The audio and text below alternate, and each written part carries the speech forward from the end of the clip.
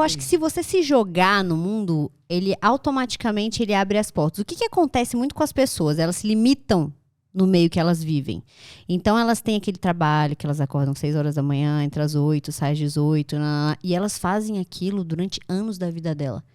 E aí, eu não vejo que as pessoas, elas... Tipo, cara, eu não quero mais isso. E aquele medo da mudança. As pessoas, elas têm medo de mudar.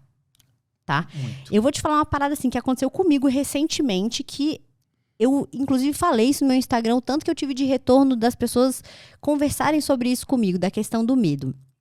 Eu só tinha 10% de passagem de ar pelo nariz. Eu a vida inteira respirei pela minha boca e pra mim isso era normal. Porque eu nasci assim. Era desvio? O que era? Era um desvio, não, era um retorno completo, né? Não era só um desvio. Era do tipo assim, não passa nada. Nada. E aí, eu não tinha essa noção. Eu não sabia. Você esperava pela boca e tá de boa. Tá tudo certo. Eu nunca pensei, assim, nunca foi uma coisa que me incomodou. Eu tava acostumada desde sempre. E aí, o que aconteceu? Entrou a pandemia, começou a fazer teste de PCR. Aí, quando botaram o negócio, não passava. Passava de um lado, doía muito, no outro lado direito não passava nada. E aí, o cara que fazia lá o negocinho lá, botava os cotonetes, falou, cara, minha querida, se eu fosse você, eu dava uma olhada aí, porque esse Alguma negócio não coisa tá... errada. E eu falei, ai, gente, Você mas não que era fanha, besteira. não? Porque o pessoal meio nasalado, assim. Não né? era.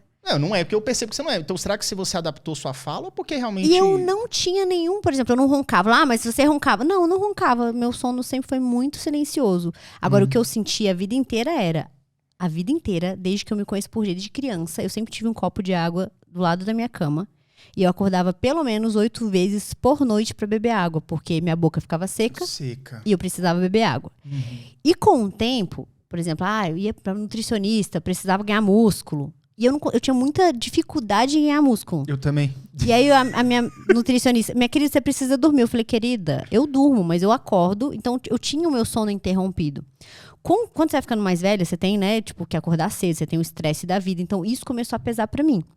Porque eu precisava trabalhar, quando você fica mais velho, você não tem mais o metabolismo que você tem quando você era mais nova, porque mais nova você fica 5 dias acordado tá de sem boa, dormir. velho. Você nem sente. Você vai pro festival lá, sábado, Hoje em domingo, dia, você tá dorme reserado. 2 horas mais tarde, você já sente.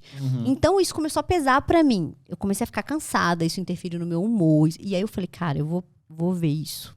Entendi. Fui no médico. Na hora que eu fiz a tomografia da minha cara, o médico falou assim, minha querida, é o seguinte, você tem muita sinusite crônica e você precisa operar isso, porque assim, isso se tornou até um foco de infecção no seu corpo. Porque não tem vazão aquilo ali, Não né? tinha vazão, não conseguia eliminar secreção. Caraca. Enfim, aí eu entrei obviamente que a gente aproveitou a oportunidade para deixar o shape do nariz mais bonito. Mas então você já fez um 2 em 1. a ideia, eu falei assim, cara, eu nunca fiz nenhuma cirurgia no meu corpo para fins estéticos apenas. Eu acho que eu nunca nem faria. Mas, já que eu estava lá, vamos aproveitar.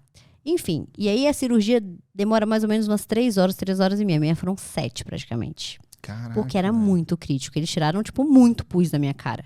E aí, quando eu acordei da cirurgia, eu respirei pela primeira vez, eu confesso que eu achei muito estranho. Eu fiquei meio ansiosa. Eu falei, não gostei disso. Porque a sensação que eu tinha é que Você abriram não um tá buraco no meio da minha cara e eu não acostumada. conseguia controlar a quantidade de oxigênio que entrava dentro de mim. Tá entrando muito ar. E eu não conseguia administrar aquilo. Eu fiquei meio nervosa. Eu falei, gente, como é que para esse oxigênio vindo? E aí, quando eu comi... Gente, eu não vou esquecer disso. A minha primeira refeição no hospital, eu chorava. Minha mãe, minha filha, o que foi? Você tá sentindo dor? E eu tava tão feliz que eu conseguia comer sem precisar prender a respiração. E eu sentia o gosto da comida muito mais forte. E eu tava comendo comida de hospital, que é tipo...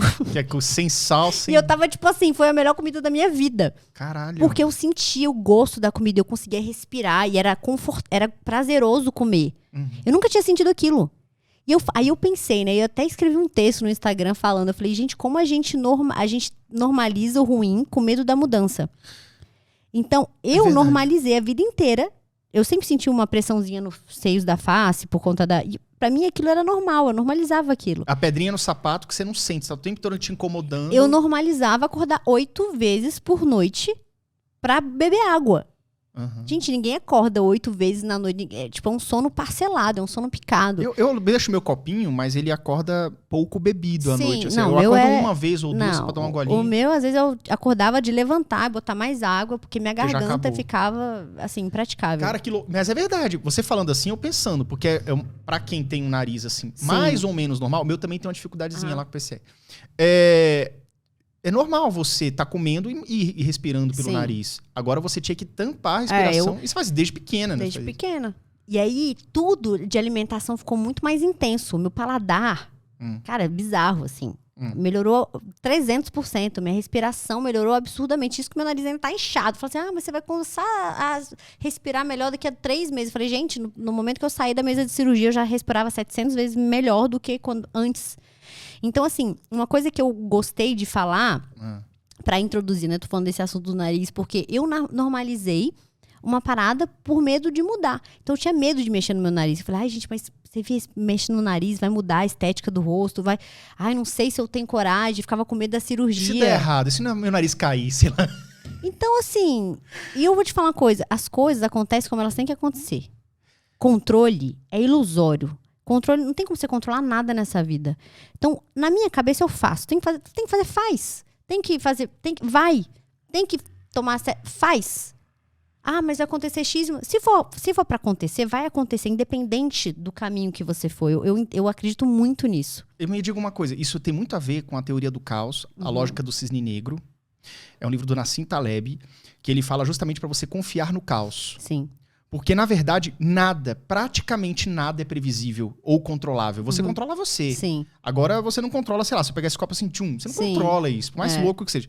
E o que eu falo é o seguinte... Eu vou te falar, você nem controla você. Na verdade, você consegue controlar as suas reações, mas os seus sentimentos você não controla. Não. Você sente, você não deixa de sentir. Você se cala, você trava, mas você consegue, às vezes, não controlar a reação que você tem de acordo com aquele sentimento. Então, controle não existe. Esse negócio de você controlar... Enfim, é tipo povo que tem relacionamento que um fica tentando controlar o outro. Fala, brother, a galera não tá entendendo nada. Bota rastreador no celular do outro, é brother. Não tem condição. E assim, é muito difícil encontrar pessoas que pensam dessa maneira.